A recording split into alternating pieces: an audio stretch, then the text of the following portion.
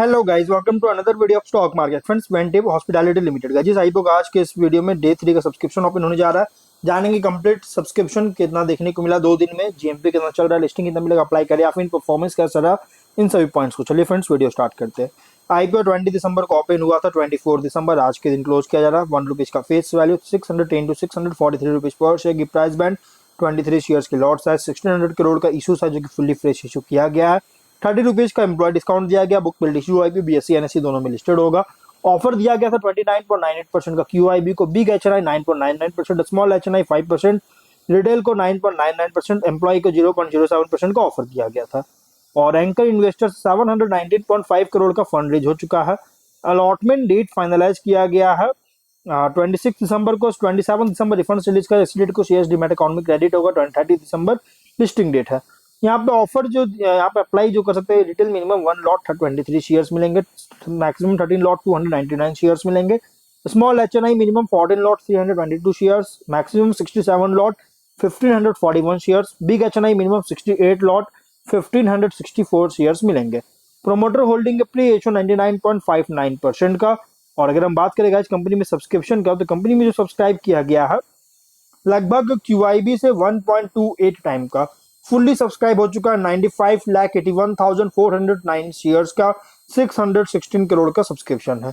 और big HNI में 1.18 time का 29,22,702 टाइम का सब्सक्राइब है, 187 करोड़ का। स्मॉल एचएनआई 1.03 टाइम का सब्सक्राइब है, 12 करोड़ लाख 81,813 शेयर्स का। और बीड हुआ है तो 82.4 करोड़ का। और स्मॉल रिटेल में जो है लगभग 1.86 टाइम का सब्सक्राइब है, 46,33,028 शेयर्स का। बीड हुआ 297 करोड़ का। एम्प्लॉय में 5.25 टाइम का सब्सक्राइब है, 85,652 शेयर्स का। बीड हुआ 5.5 करोड़ का।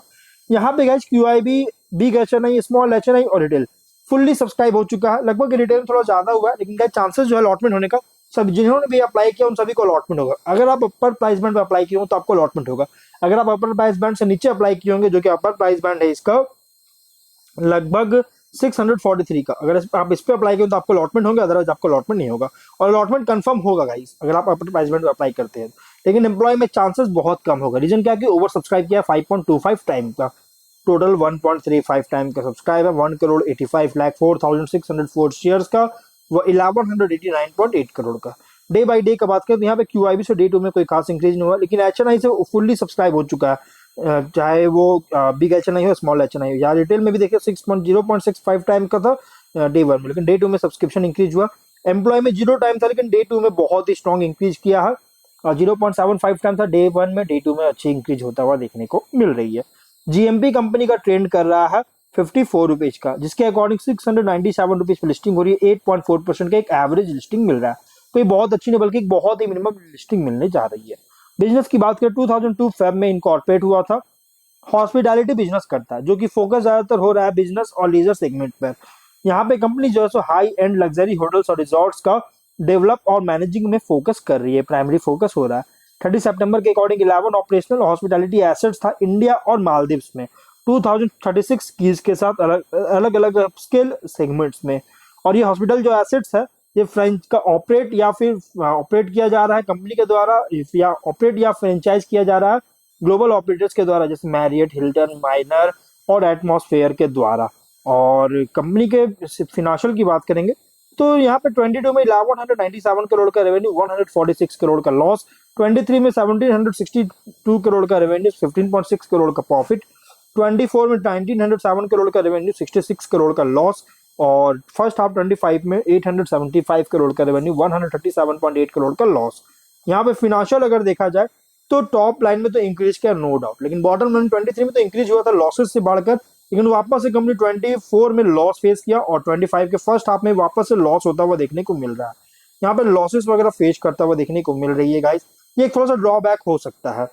लेकिन अगर हम बात करें गाइस कंपनी के मतलब कि पी रेशियो वगैरह, प्राइस टू बुक वैल्यू वगैरह सब निगेटिव में। Price to book value 3.66 time का है, लेकिन return on net worth, P ratio, EPS सभी कुछ निगेटिव में देखने को मिल रहा है।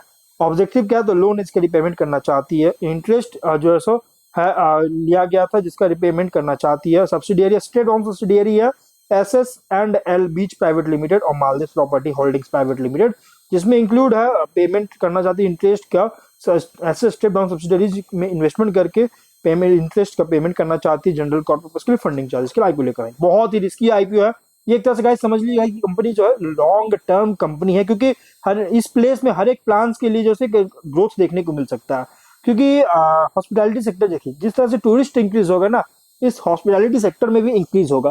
तो टूरिस्ट सेक्टर अफेक्ट होने के कारण गाइस कंपनी के शेयर में भी जो है अफेक्ट करता है, और इसलिए आप इसको लॉन्ग टर्म आईपीओ समझ सकते हैं। आप लॉन्ग टर्म के लिए अप्लाई करें तो अप्लाई कर सकते हैं, अदरवाइज आप इसको इग्नोर कर सकते हैं। अगर आप इसमें अप्लाई करना चाहते हैं तो अपर प्राइस में अप्लाई कीजिए। अगर आपने इससे 643 रुपीज से नीचे अप्लाई किया है तो आप इसके गाइस एप्लीकेशन अलॉटमेंट चाहते हैं तो एप्लीकेशन कैंसिल करके फिर से री अप्लाई कीजिए। अभी के सिनेरियो के अकॉर्डिंग सभी को अलॉटमेंट होगा, मिनिमम 1 लॉट अलॉटमेंट होगा ही रिटेल में, और एचएनआई में, स्मॉल एचएनआई में 14 लॉट मिनिमम अलॉटमेंट होगा ही। और अगर आप एम्प्लॉय में अप्लाई करना ही चाहते हैं, अगर आप इसके एम्प्लॉय है तो ही आप एम्प्लॉय कैटेगरी में अप्लाई कीजिए। अगर आप सोच रहे कि 30 रुपीज का डिस्काउंट मिल रहा है और इस पर अप्लाई कर देते हैं तो आपको अलॉटमेंट होगा, तो ऐसा कुछ नहीं है। अगर आप ऑफिशियल एम्प्लॉय तो ही अप्लाई कीजिए, अदरवाइज आप मत कीजिएगा, सीधे रिटेल कैटेगरी नॉर्मल अप्लाई कीजिएगा। ये कोई स्पेशल केस में अप्लाई मत कीजिएगा एम्प्लॉय कैटेगरी में, अगर आप इसके एम्प्लॉय नहीं है तो हम लोग जो भी डिसीजन लीजिएगा अपने खुद के रिस्क पर डिसीजन लीजिएगा। तो हम लोग वीडियो में प्रेजेंट करते हैं। अगर कोई डाउट है कमेंट बॉक्स से पूछे। मिलते हैं नेक्स्ट वीडियो में।